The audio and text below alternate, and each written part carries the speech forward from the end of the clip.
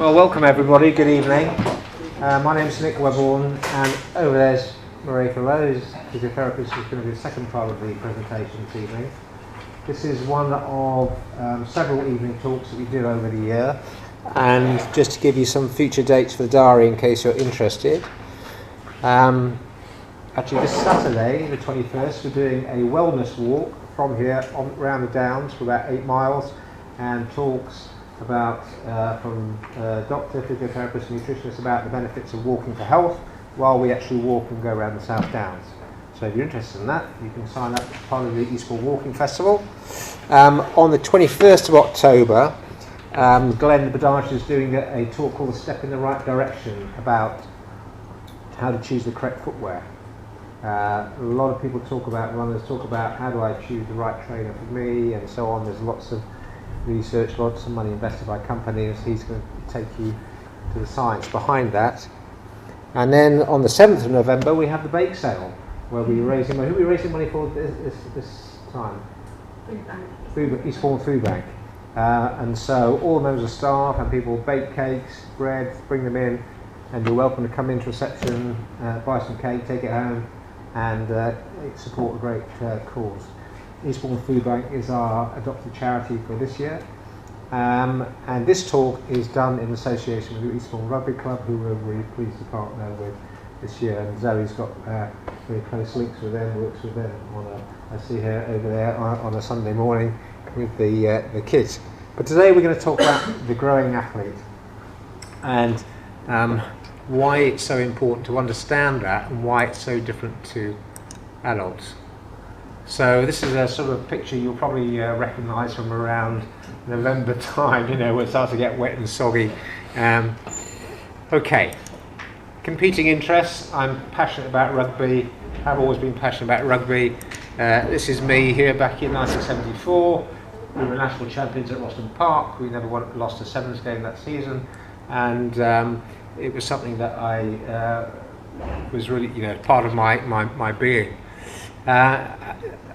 After that I went into the Royal London Hospital, trained as a physician, then into the Air Force, and in 1981 had a cervical spine injury playing rugby at RAF Audition. Had a complete paralysis for 6 weeks before gradually starting to move. So the importance of prevention of injury is really dear to my heart, and this experience has kind of shaped my career in terms of what I do in terms of management, but also in terms of really keen to prevent injury. So that's my declaration of interest. Right, we know that as well that a mismatch of size can be exceedingly important, and understanding how adults misbehaving can lead children into injury. And our current Prime Minister is showing how he managed to do this here. So what I want you to understand that kids are not just small adults. They have a completely different physiology in terms of their aerobic, anaerobic capacity, their heat tolerances, and skeletally they're so different, which makes them susceptible to different types of injuries at different phases of their growth.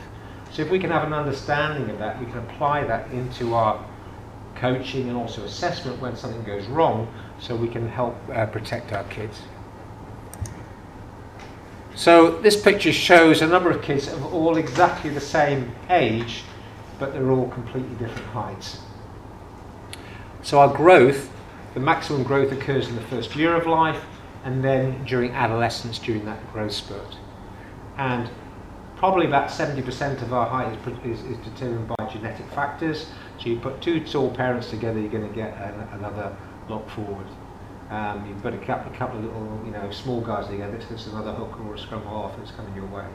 So genetic factors are really important, but other thing, nutrition, the building blocks that we give to let our body to grow, whether you have any periods of illness or chronic illness like asthma can sometimes interfere with growth, hormonal factors, so the onset of puberty and whether that's delayed or not, and the amount of physical activities. All these things interact to determine what sort of height we will ultimately reach.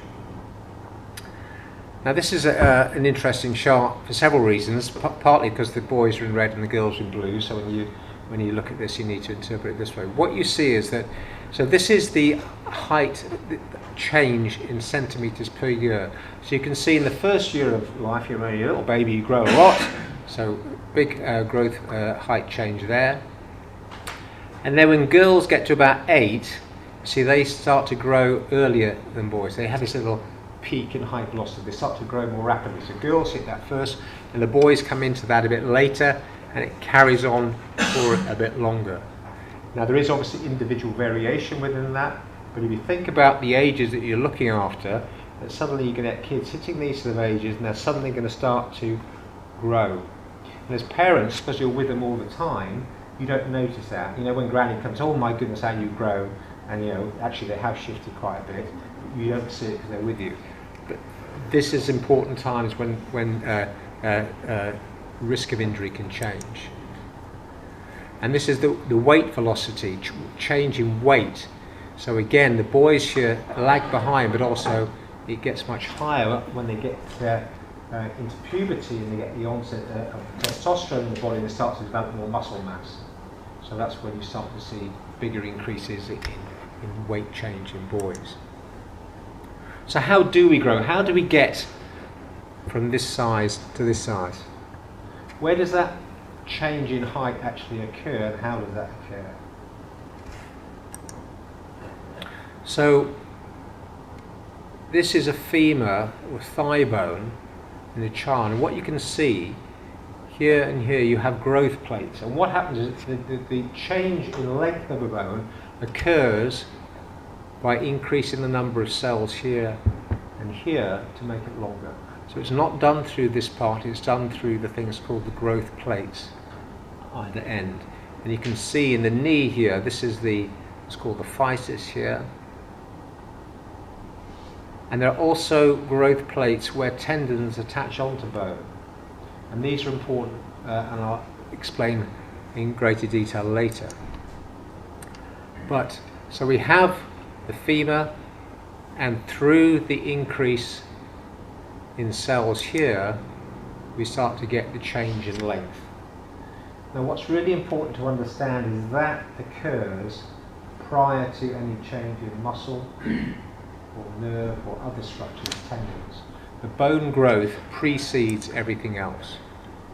So if we think about it, here's a skeleton, but the muscles, the spinal cord, the vessels all have to adapt to that change in the skeleton. So the skeleton growth is occurring first, and these other things will have to adapt to that. Now this picture I love, it's a fascinating picture, and it's the dissection of the entire central and peripheral nervous system of a body. And this was done in the late 1890s by an anatomist in Pennsylvania. And the person who worked in his anatomy laboratory, the cleaner, worked with him for many years, and she developed tuberculosis and was dying. She bequeathed her body to the anatomy lab, and he dissected this out over many months. Her name is Harriet, and this dissection is still present in the medical school there. But what you see is this extraordinary complex neural system. And sometimes we think of nerves as it's drawn on pictures of simple yellow lines. It's very complex. And so if you imagine that femur suddenly growing by an extra inch or two over a few months, all those nerves and things, those things become stretched, and they have to have a period of adaptation after that growth to then assume a normal, non-stretched, non-tensioned length. And that's quite important. So there are various ways of looking at flexibility. This is one which they would use here, looking at this thing called a sit and reach test, where the feet are fixed at this position, the legs are straight, and then you reach forward. And this young man's a gymnast, and you can see he's quite flexible. He can reach well beyond his toes. These four graphs show changes in different parameters over age. So if we take this one, this is the 20-meter shuttle run test. So this is showing increasing age, and so as we go onwards, get older, we get better at shuttle run tests. As we get older, our standing long jump performance improves. Our ability to do press-ups improves. These all improve. But if we look at the sit and reach test, what happens around puberty when you get that growth, that performance drops off.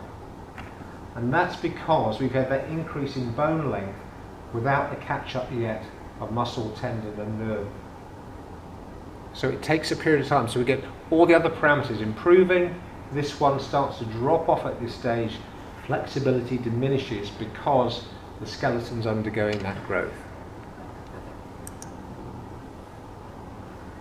Other things that happen as we get older, VO2 max, which is a measurement of aerobic capacity, the ability to do endurance exercise.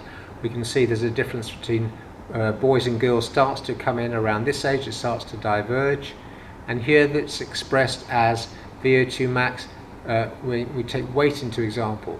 So as men, boys and girls start to differ in size and age, they also differ in composition. And we can see that in the shapes, but that is reflected in their aerobic capacity as well. Now in terms of anaerobic capacity, this is the ability to do high intensity exercise.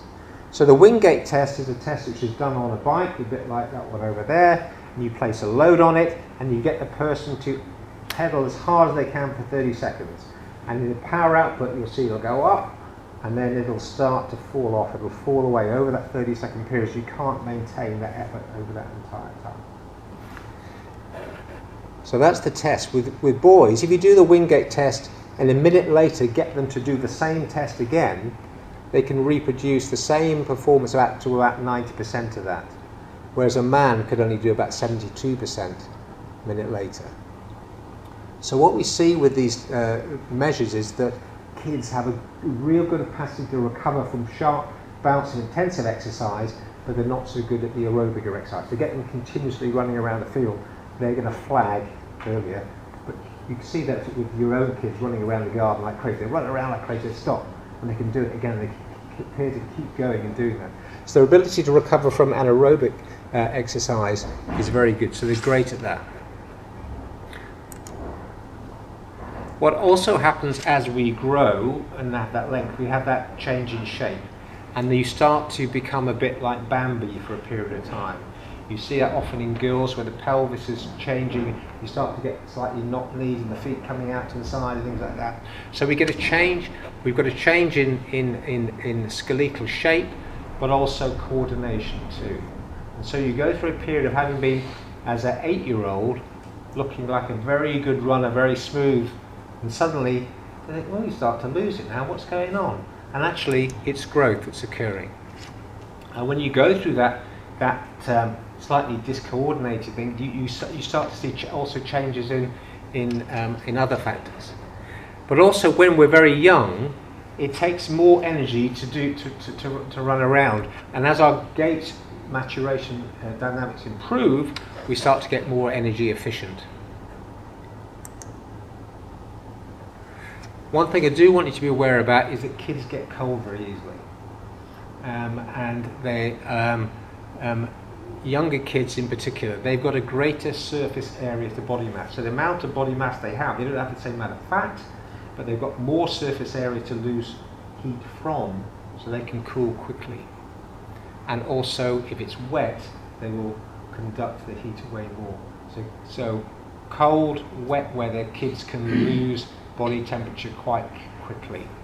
And so the small, lean child who doesn't want to give up is the one that you want to watch out for. So watch out in terms of the environment. When you've got a cold, wet day in winter and your kids are starting to get a bit shivery, you need to look after them, wrap them up, think about warm drinks, think about how you're going to look after them, because they can go hypothermic. But unfortunately they also don't respond well to heat. They have a lower sweat rate, same number of sweat glands in the body, but the sweat rate is reduced. They have a higher metabolic rate, and they acclimatise slower. So when you go go away on holiday and we start to get regular exposure to heat, you'll acclimatise and get used to it before they do. And there's greater metabolic expenditure for the same level of activity that we're talking about. So need to be cautious in the cold or in the heat. So next I want to talk about growth-related injuries, and it tends to occur when we get those spurts that we showed in the graphs earlier. So these are typical of age ranges, but can occur younger or older. Kids all have different points when they'll enter that growth spurt. And we need to think about that in relation to both acute or sudden onset injuries, or those that occur what are called overuse injuries or gradual onset. So the injuries that children have are different to adults, and it's the growth plates which are the weak link in the system. The long bones are more bendy. They're not fully calcified, and so they're a bit more bendy. In fact, they call them sometimes a green stick fracture. If you take a green stick and like that, it doesn't snap like a fully wooded stick does. It tends to have a little break, and but it's more likely to bend. But what happens is if you damage the growth plate, you can permanently fuse that, so it fuses early, and that bone will never grow to the full length that it should do. So the growth plate is the susceptible area that we don't want to have injury to. And so this is the epiphysis and the physis, and the other area is what's called the apophysis, and that's where a tendon attaches onto the bone.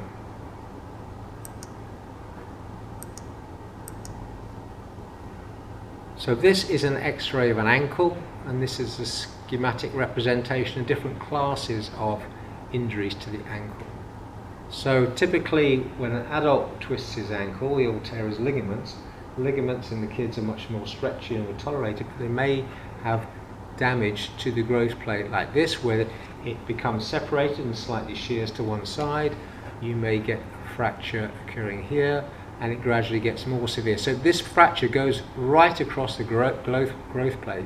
So there's the potential for this, when it heals, to calcify, is to stop that growth plate from allowing further growth. So that child has that fracture, it's not treated properly, that leg will never grow as long as the other one. So it's important to recognise that there are different types of injuries. So the typical sprained ankle that you might think in an adult player, child's gone over, it's swollen, he's hobbling on it, you want to get it checked out. The other thing that happens is that kids don't tend to tear muscles in the same way that adults do. Now at our age, where the tendons and muscles attach are fairly rigid, they're well established, and so when we do something sudden, it's the muscle which goes. With kids, that's not the case. What's happened is where the growth plate is and the tendons attaching onto this. So this is a bit on the femur, on the inside here, called the greater trochanter, where your iliopsoas, your hip flexor muscle. So you can imagine a kid who's taking the fly half, the ball comes out to him, he's going to kick it to touch, and a tackler comes in and blocks his leg, and so there's a sudden block to the movement, and he feels a sudden pop and pain in the groin. Now that could be a pulling off or an avulsion injury of the greater trochanter. And this can occur in multiple places. In the anterior cruciate ligament, when adults, we tear the ligament, twisting injury to the knee, jumping to catch a ball and land awkwardly, the knee twists. In the adult, the ligament goes. In the child, it can be the bony attachment, the tibial spines which come on. That's good and bad. It's bad that they've had it, but actually you can fix that back on, and they don't have the same degree of problems as the ACL deficient adult.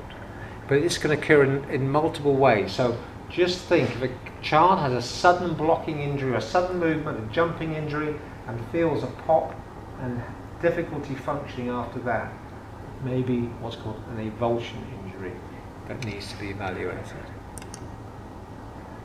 In terms of the more overuse or stress-related injuries, there are multiple sites in the skeleton where this can happen. I'll talk about some of these. And there are also things called osteochondrosis, where it affects the joint. Now the classic one that we know about is this one, Osgood-Schlatter. Have you ever heard of that? You get this painful knobbly bit below your kneecap on the front of the tibia. it's swollen, it's tender, it's sore, and you start to get a lifting away of the bony part of the apophysis due to the stress on the tendon. So the repeated pulling and loading on this, which is due to the shortening that we talked about, because the femur's grown, the muscles and nerves are tight, there's a constant tension and it's constantly pulling on there. And so this is a gradual problem. It's what's called insidious onset. There's usually a history that this kid has recently grown. And the other thing you may notice that you've increased the training load. So it could have been they haven't done much over the summer, they come back in and start going at it really hard. So it's that shift in training load which leads on to the onset of symptoms. Is that the same thing as growing pains? Is that? Yes, has been called that. Sometimes people also call that for the shin as well. From the tendon against these knees and ankles? Yes. So the sites, the other one is here at the heel, Sever's disease, and this is often in jumpers, people who do jumping. So the kids who do the jumping, and lots of gymnasts get this a lot, but you can get this in sports, particularly when the grounds are hard. You'll find there's more load through this. So it's tenderness here. And these are all managed by reducing the amount of load, increasing the amount of stretching, and Maryke is going to talk a little bit more about that in her talk. And the osteochondrosis is where, in the growing child, you start to get problems with the blood supply to the joint. Now, I don't know whether you can see, this is the big toe, and the joint here is slightly rounded at this point, and this one, it's become completely flattened as the head of the second metatarsal has become damaged with what's called Freiberg's disease, and this can occur in a number of places. This I want you to really take note of. Hip pain in a child is always a sign of concern that needs further investigation, in my view. It's a red flag for me. Why? There's a condition called the slipped upper femoral epiphysis. So this is an X-ray of a child's pelvis. We can see on this side, this is the head of the femur here. This is the neck. You can see this kind of space, or this line here, because it is not fused. Remember, this is the growing plate. They're essentially joined together by cartilage where the growing plate is. Now, if that head slips slightly off the neck of the femur and stays like that, it will remain deformed and cause problems with the hip ongoing. So, on this side, you can see this kind of crescent here, which is the head of the femur slightly slipped off. There's a little gap here. So it tends to occur in males around 13 to 15 years, females slightly younger. If they're tall and slender, that can be a risk factor. And it can be groin pain or medial thigh pain or knee pain, and they're limping a bit. And this isn't a sudden onset. This can happen quite over a period of time, but it can occur suddenly too. But groin pain in this sort of age group means you need to think of this and should consider referring them on for medical assessment. The other one is Perthes disease, which is one of the osteochondroses of the hip. The technical term is avascular necrosis. Vascular just means blood supply, so it loses its blood supply and it necroses, dies. So poor blood supply causes collapse. So this side you can see you've got the head of the femur like this, and this one is smaller and flattened and deformed. And again, this is going to lead on to long-term problems. So if one of your kids starts presenting with groin, medial thigh pain, it's not going away, they're starting to limp a bit, don't just keep pushing them through it, get them assessed before you allow them to continue training. The other one is a more common problem with the hip. 3% of kids before age 14 should get this. But the thing is, it happens usually after some other viral infection on one side. So they've been at home, they've had a cold, whatever, they come in for training, and this is the normal hip joint, but you can see now in this one pictorially it's inflamed. The synovium is the lining of the joint capsule, and this tends to settle down fairly well, tends to happen a little bit younger. So the most common cause of limp with hip pain in kids less than 10. So more common in boys. So one of your youngsters coming in with hip pain, this, have you been recently? I've been out with a cold. After that, this will do well, but needs to be rested during this period of time and needs to be assessed. You can also get these conditions in the spine, but this tends to occur more in the mid-teens, and they start to get mid-thoracic pain. So if one of your kids who's playing in the scrum will probably starting to complain of mid-thoracic pain, maybe it's becoming a little bit more rounded. It's important to pick this up because it will cause permanent scoliosis or kyphosis, that's curving of the spine, if we don't offload it and manage it adequately. I don't think a talk about rugby would be full if we didn't talk a little bit about concussion. It's a lot in the news. It's one of the areas of maximum research. We look at the NFL or rugby or football, both for the acute effects of concussion but also potential long-term effects. What we used to call the punch-drunk syndrome with boxers, where repeated blows to the head in later life start to cause early onset dementia. So it's something that we're really keen to prevent if at all possible. It happens less in kids. It tends to be kids messing around and coming together and cracking their heads together. But it can occur in mistimed tackle, and if there's time, I don't know how I'm doing for time, but I'll talk a little bit about some of the research I can about that's emerging about tackle laws and concussion. The most important thing here, you can see this kid who's been hit and he's lost now control of the head. So it's something you observe something like this, you need to immediately go into this. Now, have you all got this? Good. Okay. Concussion recognition tool. Really important that everybody who's looking after the kids is aware of this and ideally has it on your phone. Okay. So you can remind you and help you assist in terms of helping to identify this. Your role is to recognise and remove any child who may be concussed. And this was developed with World Rugby, the IOC, FIFA, it's a whole group of things. So every 4 years now, this group meets to discuss the latest concussion research. And next year will be in Paris in October 2020. And I'm involved in that in terms of concussion in Paralympic athletes and how we identify that in that particular group, which is much more challenging. But for you guys, have a copy of this on your phone. So recognise and remove. Okay, so visible clues of suspected concussion, things to look out for, signs and symptoms of suspected concussion. Memory function tests, you can ask, okay, what's the score today? Who are we playing? What day is it? Simple things that may give an indication. And particular red flags. Athlete complains of neck pain, increasing confusion, repeated vomiting. Okay. So having this just on your phone and easy there to remember is really important for you. If you think someone's concussed, it's much easier to whip them down to DG8. They're not going to laugh at you because you followed this and said, look, this is I brought this child down because of these reasons. You don't always observe the injury, but if you do, it's you need to be suspicious. So how to prevent or lessen the risk of injury in the young athlete?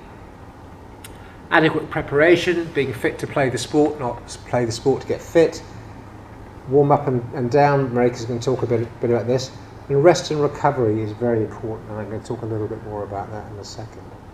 Simple things that you can do, though, is monitoring growth rate.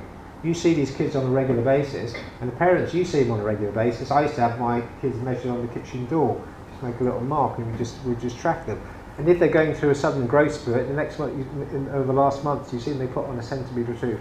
You know they're going into a growth spurt, and you think, I either need to reduce the training load and increase the amount of stretching that they do.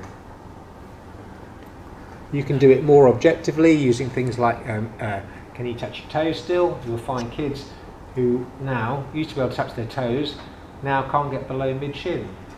Why is that happening? It's because they've gone through this growth spurt. But if you can monitor it, you can then do something about it. Simple and easy things that you can put in place. Yeah.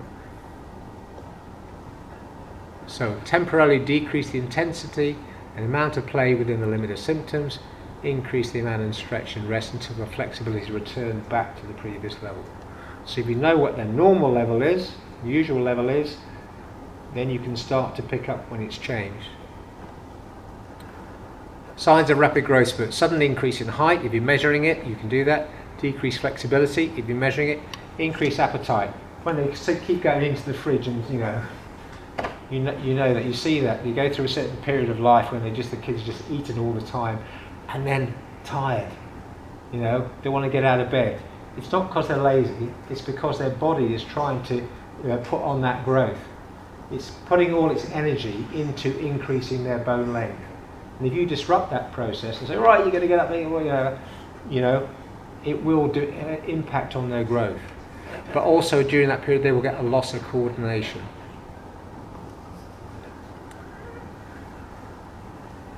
So training, definition of training is it's about an adaptation response to gradual and progressive overload. If you go from here to here, chances of injury increased. We see this every year, March time. People wanting to enter the London Marathon, have not done all their training, need to catch up that extra mileage to get them round, and suddenly they've doubled their mileage over a week and they're in with sore knees or whatever, something's going to give. So thinking about the training load, nutrition, psychological factors, rehab from injury and recovery from illness. So increased energy demands during growth. To get that increased bone length, you've got to have the building blocks to do that. Okay, so higher needs of protein and calcium, and giving healthy snacks to supplement that. Other things that happen around this time are puberty. A lot of changes for a young body that you kind of work out what the heck's going on. Your body image can change. Some people will back off exercise because they're concerned about their body image. They'll start to put on weight, which will increase that. And then also we need to think about, what are we doing as parents? Are we pushing our kids? Are we saying the right things on the touchline? Are we being positive, or what are we saying? Because I've been on a lot of side of football pitches as well, and some of the things I hear I'm not particularly comfortable with that parents are saying. But also as coaches, what are we saying to our kids? What are the things we're saying, to develop these into rounded individuals, healthy and happy, who enjoy their sport? And sleep. It's one of those critical things that all animals do. If there wasn't a need for it, you wouldn't do it.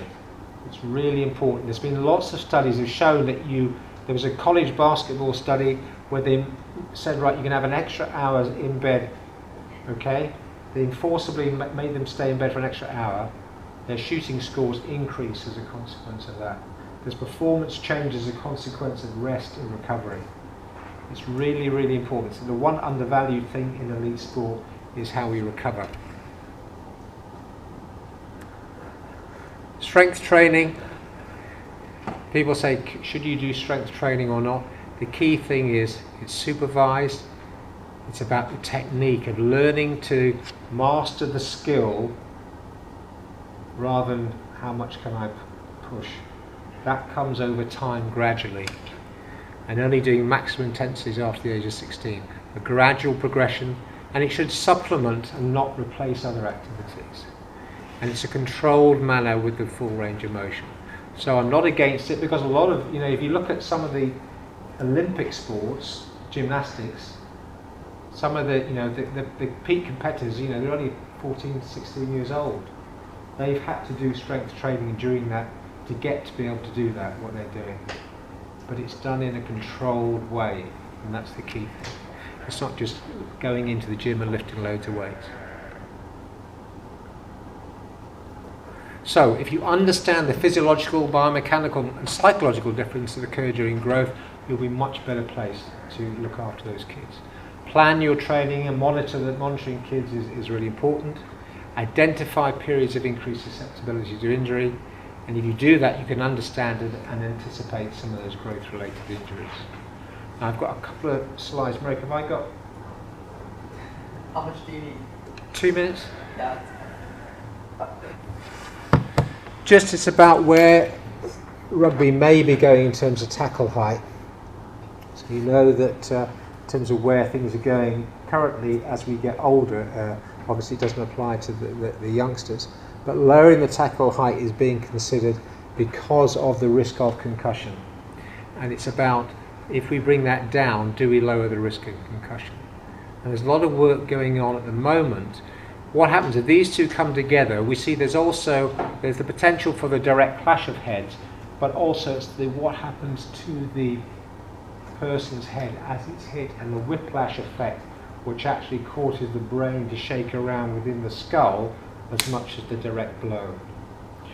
And what they've found, that if you lower the tackle height so you don't get the tackle, then the ball carrier has a 40 to 60% reduction in those internal head forces from it being hit and the head flailing around. The question is, what is the risk to the tackler? And that's where the work is going on now, because 60% of head impacts occur in the tackle and 97% occur to the tackler. And so can we, where should the laws be going in terms of this? So when you're running at speed like this, you see these legs are dynamically moving. What it's showing is that this area actually is a danger area. You're coming in at that level and the knee hits you straight on the head and your head goes back. Up here you've got the chance of the head hitting into the chest or shoulder or up into the other person's head, causing it to go. So currently, in terms of the forces that are applied, the safer areas seem to be here, certainly the lower trunk and down here, but currently the higher risk areas are here and here. So just setting a level below the neck isn't necessarily going to sort out all the problems, because there are different places where you're going to get the problems for the tackler. That's all I'm going to say on that. And now Maryke is going to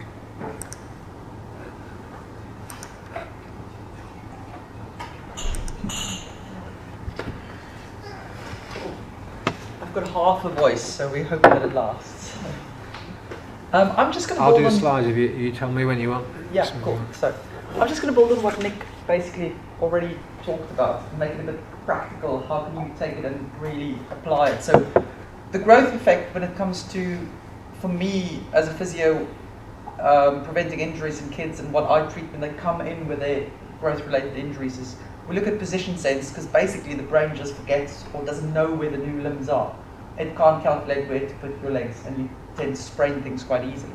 Then we're looking at strength, because everything's growing. All the growth is going into the bones at this point, so you're not getting the muscle bulk. So all of this new stuff is not controlled, and therefore again you get your sprains quite easily. And then flexibility has been mentioned several times. So if we look at movement patterns, then it's always kind of that classic thing. Everybody runs with slightly different patterns, but you want to see basically knees in line with hips, in line with feet. So if you get kids to do a general just free squat, that's the basic movement pattern you want to see. And especially if you're working with the little ones, that's quite an easy thing to be testing there. And I worked with the Albion Academy for a while, and there were 9-year-olds who could do single leg squats, perfect alignment all the way to the floor and all the way up. So kids can really get into that. Then if you look at my single leg squat there, which is quite horrendous, you've got quite a big shift, the pelvis drops, the knee moves in and the foot collapses a bit. That's everything will cause, it'll be strained at every part of the joints. What you want to see is kind of a better alignment. I would say that I'm shifting quite a bit still, but I'm a girl, so I'm allowed, because we tend to shift a bit more. So if we go to the next one, retraining this is exactly like you would test it. So it's just taking it, can somebody do a stable one?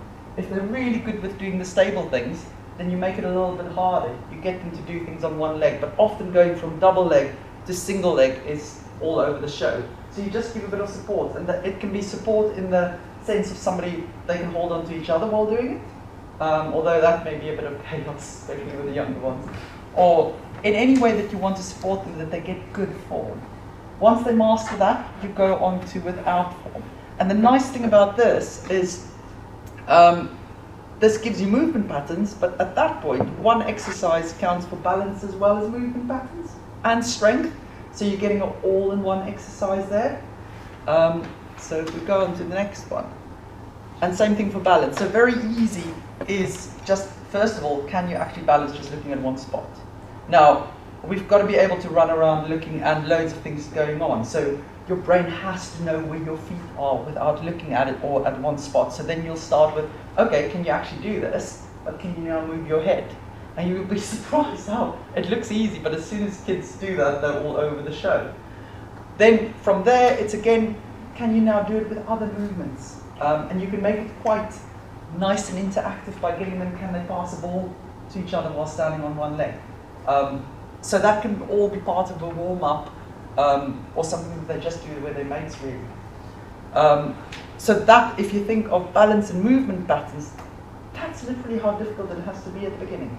And of course, I'm going to talk about integrating that then with more dynamic things in a minute. Let me just see what my next one is, because I can't remember. Oh yes, so this study was a really interesting one.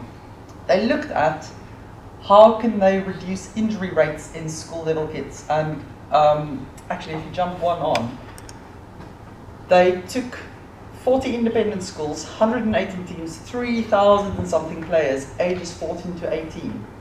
And they looked if they give the coaches a specific program versus a regular program that they all did that was normal rugby stuff, could they prevent injuries? And the interesting result was they thought they were going to see things like joint sprains, ligament sprains and things reducing. But they found that even concussion levels dropped through the program that they integrated. And I've given you guys a snippet of one of the under 15s program part of it there that you can get an idea of. And again, you'll see that those exercises are things that you know. They're things like lunges and stuff even. So what they did was, the programs, both programs, the one they tested plus the regular one had 4 phases. So they would take them through a pre-season of about 2 weeks. Then they had, start of the school term was the second phase, and then phase 3 and 4 each had 4 weeks. And each phase built on the next phase. Depending on the age group, like for instance what was really difficult for the under 14s would have been level 1 or 2 for the under 16s. So it was kind of at that, titrated like that. So to give you an idea, it would have been things like, okay, if they really don't understand movement patterns, double leg squats, taking through the thing to single leg squats, to more weighted things eventually. And they got the coaching staff to do this, and they got them to do it within the first training, 20 minutes of all training sessions, and even before matches. So these things were some of the exercises. We'll go through that. Actually, if you jump on next, so it used balance training. So the one on there, I think, is basically standing either with eyes closed or something like that, or pushing against each other. So some form of balance training in there. There were exercises that counted as resistance training. They had plyometric training, and there was controlled rehearsal of sports-specific landing. So that would be kind of all the rugby stuff you do. I'm not going to pretend like I play rugby. But the key there was that the coaches used feedback. If they saw bad movement patterns, they would teach the kids how to do it better, so that they just don't whip the knee in too much or things like that.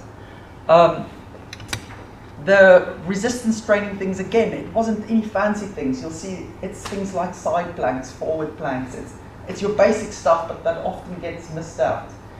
The control group, they kind of looked at what was currently being done in rugby. So it included stuff like dynamic stretching, controlled wrestling, your running-based warm-ups, your mobility speed drills, all the regular things that we always do, that we did at sport as well.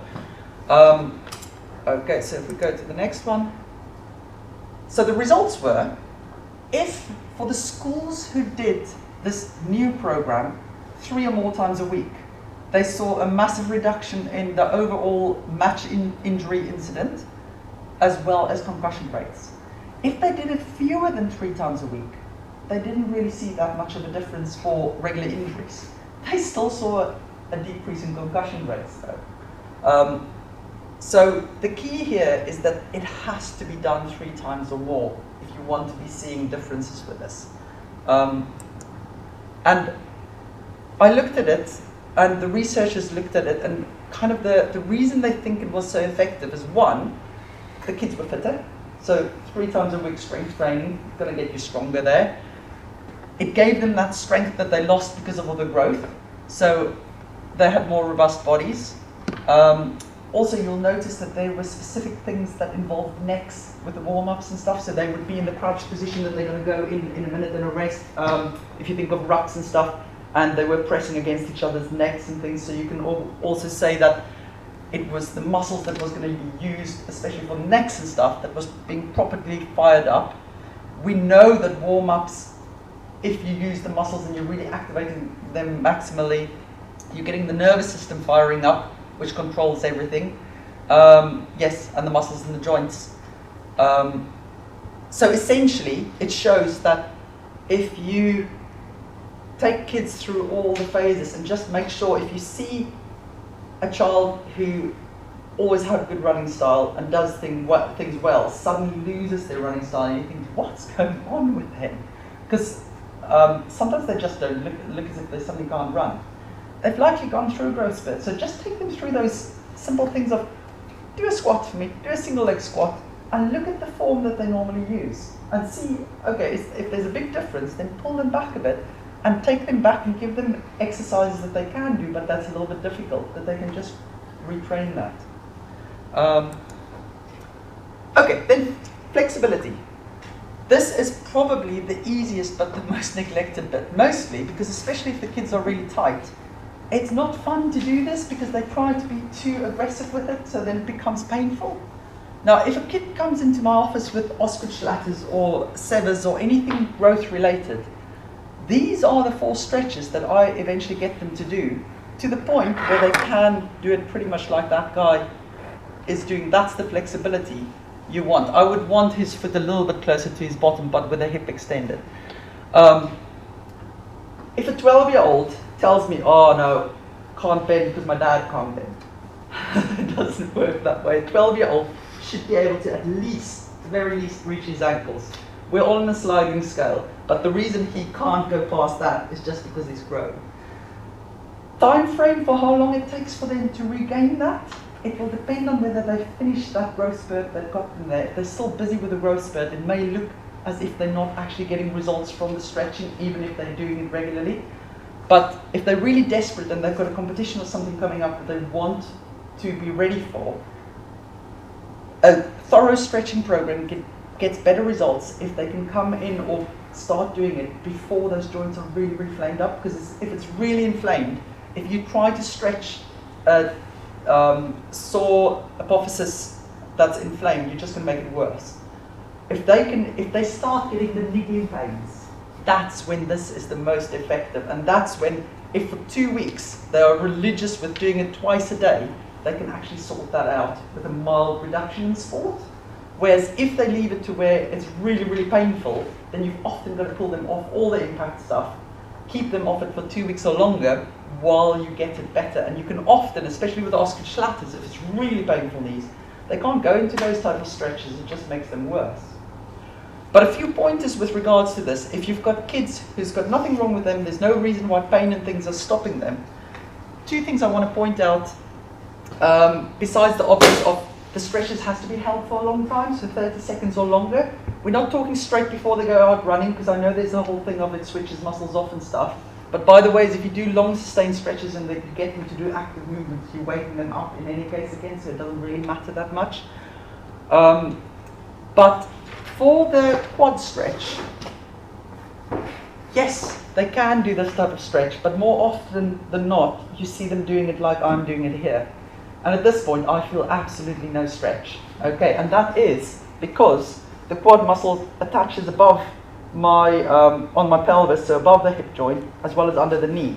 So at this point, I'm stretching this bit, but I'm getting nothing from there. If, however, I get hip extension first, and then try to bring that up, now it's a different story. I can't actually get it there. And now I'm starting to feel a proper stretch. So I struggle to get kids, unless they're really body aware, to do it properly in standing, because the key here is that you've got to bring your pelvis from there to there, and getting kids to understand that takes a little bit of effort. So I don't know if you find a good way to explain that. So I find often the kneeling one is easier, and especially if they're really tight, just getting the hip to extend can already be good. So I would get them doing this first, and really just spending a good 2 times 40 seconds or something on both sides first, before I even get them to attempt to do that. Now that is cheating, because again I'm letting it off. So you've got to get the components in. If they can't actually reach the foot there, they shouldn't force it. They should just really work on that bit first, and maybe supplement it with a standing one until they can combine the two. Because the key is, it should be a pull. If it's painful, it should just be low grade and help rather. The thing with that sitting one, it's an annoyingly flexible dude who was on that picture. But more often, if the kids are really tight, you'll get them in this position. So it's nice if you've got a block to test that, but we don't all have that. And what I find in practice is, easy way. You can stand up if you want to see what's going on. Easy way to test it is, if you look left versus right, they've got to reach the same level. And often you'll find one leg they're there, the other one they're a little bit lower down. Now if they come into this position and they're there, and that's them, then it's not going to work for them to try and just do it sitting up, because it's just going to be too painful and too much. So I often pretend this is a wall. I literally just get them, shift their bottoms right against it, and just sit like that, because that often is already pulling like mad in there. And I just get them to watch TV like that, because it is boring as anything. So if they've got something to do, then it helps. And then from there, they don't go for the toes. They literally just start sliding down to where they feel a bit of a stretch, but the knee has to stay flat. And if I can get them there with this, then that's already a massive stretch on the nervous system. Because remember, it's continuous from the brain down. And only from then, you actually start going forwards. But I would say if you've got a kid who's really, really tight, doing this with the back support, they just sit there for ages. It's a really good way to get there. So what you said there was really important in terms of when they're really sore, you can keep the head up, take the tension out of the nervous system, so you're stretching the muscle and tendon component rather than just putting a tension on the nerve and causing pain. Because if you produce pain, all you're going to do is make the muscle tighter again. Yeah. And it's that vicious circle. So it's learning how to change head position as well. And it's the muscles that cross two joints are always the tightest. So the rectus femoris, which starts there, crosses the hip and the knee, or the hamstring starts above there, which crosses the hip at the back and the knee. So muscles that cross two joints are always going to be the most problematic ones. Yeah, and I think a useful thing to think about is that this set of stretches, if done properly and getting used to it, is something that can really work for anybody. But it's when they go through a growth spurt, they can often just be so sore that they can't force the movement. So it's got to be comfortably uncomfortable. That's basically it. Has anybody got any questions about all of this? If you struggle to get them to do it, spend a significant time, just try little and often as well. Between the class, stand up, do your stretch, do the calf stretch while they're in the lunch queue or whatever. Just try and do a little bit regularly, just to remind the system, that it's okay to be at that length and we're gradually teasing it out. So, it doesn't have to be hours and hours doing it, but little and often can help just switch it off and get the body to learn to change to that new length. Could I just ask, in your view, what would be the kind of perfect warm-up for kids to play rugby? the structure, not necessarily the exact Yeah. exercises, but how would you formulate it? Where the stretching fit into that? As in, would you usually run first? Would you come back to stretching? Would you do an activity?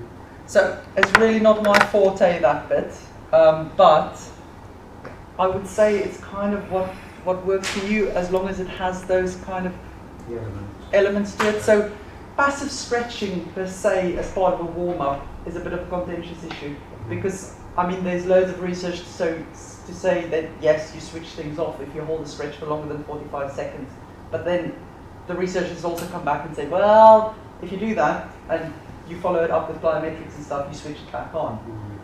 So I would probably say I wouldn't do too much passive stretching as part of a warm-up, but it's definitely something they've got to go do properly afterwards. You're more into, you want to get everything moving, the joints that you're going to use, and you want to get the muscles firing that you're going to use in a minute. So the stuff specific to what you're going to be. The jump, jog and jump, then the squat, and building that all into a aerobic warm-up. And starting maybe with more static things, like starting with your planky things and your just squats and stuff, and then working up to it. The stretching afterwards is more important, because you then tighten up, you fatigue the muscles, and they're really tight, and afterwards they'll be sore and tight, and they'll probably maybe have a few knocks as well. So the muscles will be tightened, and if that's allowed to stay without being stretched, then you're going to start off in that. So is that more of a static stretch as a cool down at the end of the session? So for adults, static stretching is some people need it, some people don't. Kids, I would say, especially playing growing years, it's a good investment for them to just do that if they want to stay injury-free. And it's interesting because also I see a different pattern in anybody who does sprinting sports. They often have the right leg hip flexor a lot tighter than the left one. Hamstring is the tighter one, so it may not even be that one side is as tight as the other one. It depends on what they do, and especially with your kickers, again, it'll be a different pattern and stuff.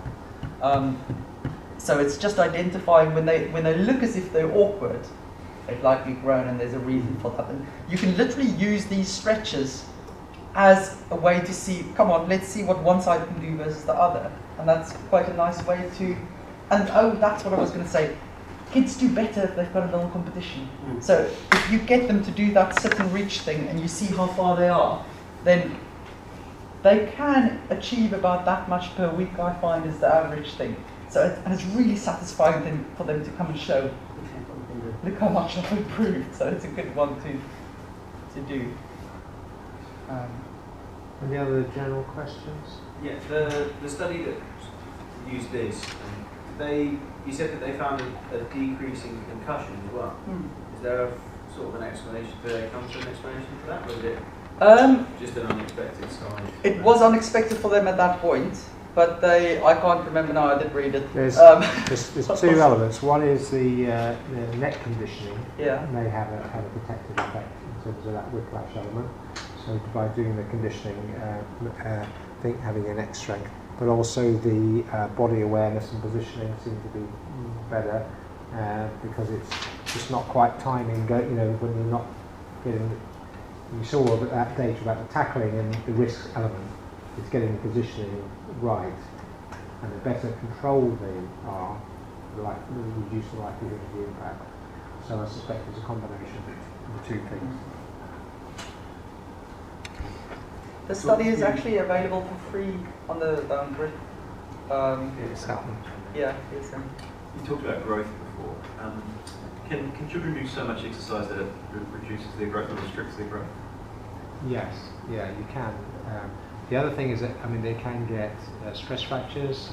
There are multiple things that we do see kids. It's usually those who are taking part in jumping activities or a lot of running activities, particularly on hard surfaces. But the injury to the growth plate is the thing that I'm most concerned about, in the acute thing, which will cause an asymmetry. So you'll end up with a kid with a leg that's 2-3 centimeters longer than the other one, and that's an ongoing disability that they're going to have for life. So general, we talked about being unwell, the factors which influence growth, genetics being major thing, but nutrition, illness, and injury will also do that.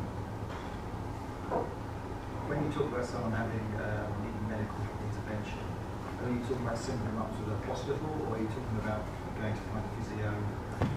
It depends what it is. If they, it depends a bit on the history of the event, of what's happened. If there's an acute event and they're having difficulty weight bearing, I would say hospital or extended time concussion is straight to hospital. If it's less obvious in terms of an acute event and they're kind of a bit sore or whatever, I think the physiotherapist is a very good starting point for that. But if there's any question of damage to the growth plate, then a limping, difficulty weight bearing, or it's a head injury, hospital is the first place. How much downtime should sort of, he's 14 and he's quite sporty in different sports as well as rugby. How much downtime would he actually have off sport? It's not an absolute, it's how you got to doing the amount that you're doing. Okay, so if you have gradually worked up to doing 5 or 6 sessions a week over a period of time, your body can accommodate for that. If you go from 2 sessions a week to 5 sessions a week, then you're more likely to break down. So it's the way you got to where you're, it's the same for any training regime. It's the rate at which you got to that load, not the absolute load. Does that kind of make sense? So He's always done 6 days a week, and that's fine. Yeah, I mean, he would have always done. He'll have got at some point. Yeah. But it's the transition from recreational activity to right, I need to train seriously, and when you add the extra sessions and so on, and how that is plotted rather than the absolute number. Because there are kids who can run half marathons now, but they've got there over a period of time through a graded process of doing that. Because before they would say, oh, it's unhealthy for a kid to run a marathon. It's not the distance they've run, it's how they've got to be able to run the distance. Great. Well, thank you very much for your attention, your questions, your interest. And as I say, we've got always got events going on. Zoe, you can also contact the Rugby Club. We'll keep you informed, I'm sure. But thank you very much. Thank you.